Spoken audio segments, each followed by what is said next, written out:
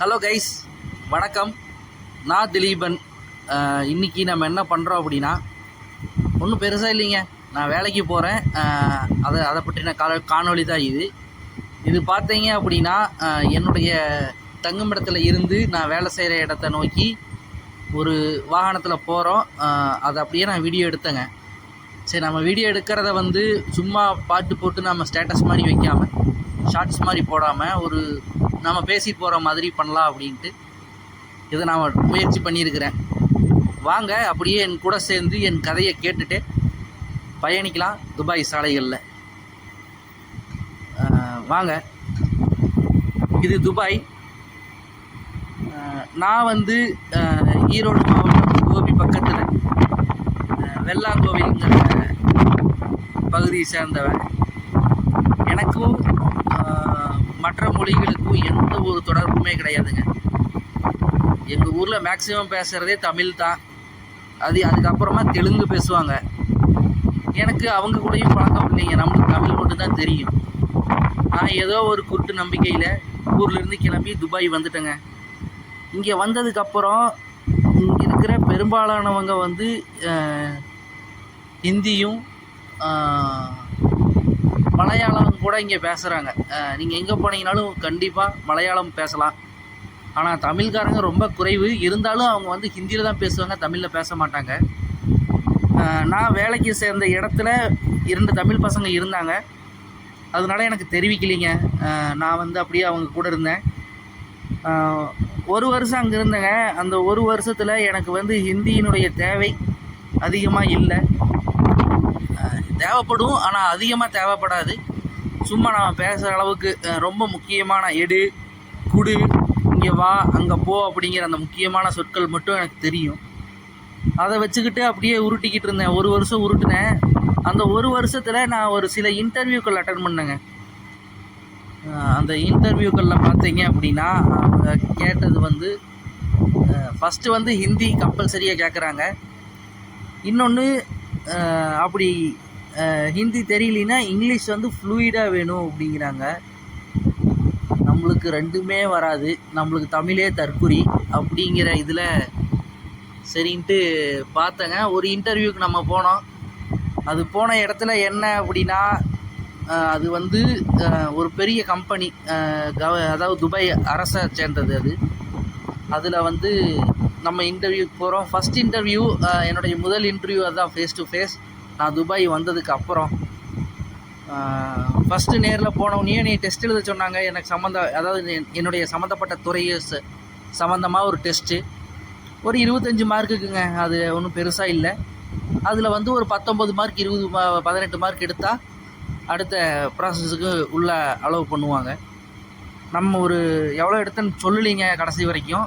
நான் அதில் ஃபஸ்ட்டு தேர்வில் அதாவது முதல் தேர்வில் பாஸ் ஆகிட்டு அடுத்த இதுக்கு ஃபேஸ் டு ஃபேஸுக்கு நம்ம போகணும்.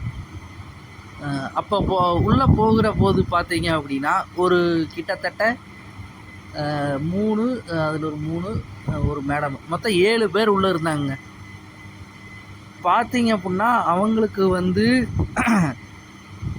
இங்கிலீஷுமே தேவையில்லை. ஆனால் இங்கிலீஷ் அவங்க கொஞ்சம் கொஞ்சம் பேசுனாங்க, ஹிந்தி பேசுனாங்க, மலையாளம் கூட அங்கே இல்லை. என்னை இன்டர்வியூ பண்ண இடத்துல எல்லாருமே அரபிகள். இந்த இடத்துல நான் என்ன பண்ணியிருப்பேன்னு நீங்கள் நினைக்கிறீங்க? வாயை திறக்கலிங்க. அங்கிருந்த ஹெச்ஆர் என்கிட்ட ஒரே ஒரு கேள்வி தான் கேட்டார். How did you know about this job? இதுதாங்க ஒரு கேள்வி, ஃபஸ்ட்டு கேள்வி. எனக்கு என்ன பேசுகிறேன்னே தெரியலை. எம்டி ஸ்டக்காகி நிற்கிறேன். 7 பேர் என் பேசவே பார்த்துட்ருக்குறாங்க. அப்போ தாங்க தோணுச்சு, நம்ம நம்ம ஊரில் எதுவுமே பார்க்கல. நம்ம ஸ்கூல்லையும் சரி, நம்ம காலேஜ்லேயும் சரி, எதுவுமே சொல்லித்தரது இல்லைங்க. ஒரு ஃபேஸ் டு ஃபேஸை எப்படி நம்ம என்கவுண்ட்ரு பண்ணுறது, நம்ம அவங்கள எப்படி எதிர்நோக்கிறது அப்படிங்கிறத யாருமே சொல்லித்தரது இல்லைங்க. ஒரு புது இடத்துல, புது மொழி சார்ந்து, புது இடம், எல்லாமே புது இடம் அப்படிங்கிற போது நம்ம சரியாக அது தகவமைச்சிருக்கணும். அது இல்லை அந்த இடத்துல. என்னுடைய முதல் இன்டர்வியூ, நான் வாயே திறக்கலை, எதுவுமே எனக்கு தெரியலை. அவன் என் பேப்பரை தூக்கி அப்படி வீசினான். அந்த ஹெச்ஆர் அப்படி அவர் வீசின போது அந்த பேப்பரையா மூஞ்சில் வீசின மாதிரி இருந்துச்சு எனக்கு. சார் இப்படி கேவலமாக வெளியில் வர்றமே அப்படின்ட்டு அங்கேருந்து வெளியில் வந்தேங்க. வெளியில் வந்து மறுபடியும் இன்னொரு இன்டர்வியூ ஒன்று அட்டன் பண்ணேன். அங்கே எனக்கு வேலை கிடச்சிருச்சு. இப்போது நான் அந்த பகுதியில் தான் வேலை செஞ்சுட்ருக்கிறேன், அந்த கம்பெனியில் தான் வேலை செஞ்சிட்ருக்கிறேன். ஆனால் எனக்கு வந்து உள்ளே உறுதியே இருந்துச்சுங்க, அந்த தூக்கி போட்ட இடத்துல நம்ம உள்ளே போய் செலக்ட் ஆகணும் அப்படின்னு. அதே கம்பெனிக்கு 3 மாதம் கழித்து வேக்கன்சி போட்டு நோட்டிஃபிகேஷன் வருது. நான் அப்ளை பண்ணுறேன், அதே மாதிரி இன்டர்வியூக்கு போகிறேன். ஆனால் இடம் மட்டும் வேறு. ஆனால் அதே ஹெச்ஆர், அதே 7 பேர் உள்ளே இருக்கிறாங்க. உள்ளே போனேங்க. போனோடனே ஃபஸ்ட்டு அவங்க கேட்டது tell me about your self. அப்புறம் நம்மளை பற்றி சொன்னோம். அப்புறம் நம்ம துறை சார்ந்த கேள்விகள் கேட்டாங்க. எதுக்காக நீ இங்கே இந்த வேலைக்கு நீ தேர்ந்தெடுத்த, இங்கே எதுக்காக நீ வேலைக்கு சேரணும், ஃபஸ்ட்டு ரோட் சேஃப்டின்னு என்ன அப்படிங்கிற மாதிரிலாம் கேட்டாங்க. நீ எவ்வளோ முக்கியமான ஆள் இந்த துறைக்கு அப்படிங்கிறத என்கிட்ட கேட்டாங்க. நான் அப்ளை பண்ணது பார்த்திங்கன்னா வெஹிக்கிள் டெஸ்டர், அந்த வேலைக்கு நான் அப்ளை பண்ணேன். அதனால் அது எவ்வளோ முக்கியமான இது அப்படிங்கிற மாதிரி கேட்டாங்க. அதெல்லாம் சொன்னோம். கேட்டுட்டு we are very like you and then okay we can call you later அப்படின்னு சொன்னாங்க. நம்ம வெளியில் வந்துட்டோம். வந்ததுக்கு அப்புறம் ஒரு 10 நிமிஷத்தில் ஹெச்ஆர் எனக்கு கூப்பிட்டு உங்களை பிடிச்சிருச்சு, எல்லோரும் எடுத்துக்கலான்ட்டாங்க. ஆனால் நீங்கள் டிரைவிங் லைசன்ஸ் போடணும் அப்படின்ட்டாங்க. நம்மக்கிட்ட டிரைவிங் லைசன்ஸ் இல்லைங்க. துபாயை பொறுத்த வரைக்கும் டிரைவிங் லைசன்ஸ் ரொம்ப முக்கியம். அதுக்கு பணமும் கொஞ்சம் நிறையா செலவாகுதுங்க. அதனால் நான் இப்போதைக்கு அங்கே ஜாயின் பண்ண முடியலை. அதை விட்டுட்டு நான் இப்போ இருக்க என்னுடைய கம்பெனியில் வந்து ஜாயின் பண்ணியிருக்கிறேன்.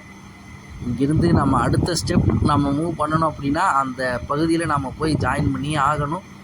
ஒரு வெறியோடு இருக்கிறேன். நாங்கள் போய் கண்டிப்பாக ஜாயின் பண்ணுவேன். இப்போது என்னுடைய கம்பெனி பக்கத்தில் வந்தாச்சுங்க. அதனால் என்னோடய வீடியோ எண்ட் ஆகுது. இது ஒரு சின்ன கதை. இந்த கதையை நான் உங்கள்கிட்ட கரெக்டாக சொல்லியிருக்கிறேன்னு ஒரு சின்ன இன்டர்வியூ பற்றின போஸ்ட் இது. எத்தனை பேர்த்துக்கு இது உபயோகமாக இருக்கும்னு எனக்கு தெரியல. முடிஞ்ச வரைக்கும் துபாய் வரணும்னு எதிர்பார்க்குறவங்க மொழி ரீதியாகவும் மன ரீதியாகவும் திடமாயிவாங்க. எல்லாருக்கும் இங்கே தொழில் இருக்குது, எல்லாத்துக்கும் இங்கே பணி இருக்குது. ஆனால் இங்கே வந்து வலியவன் கண்டிப்பாக பிழைத்து கொள்வான்.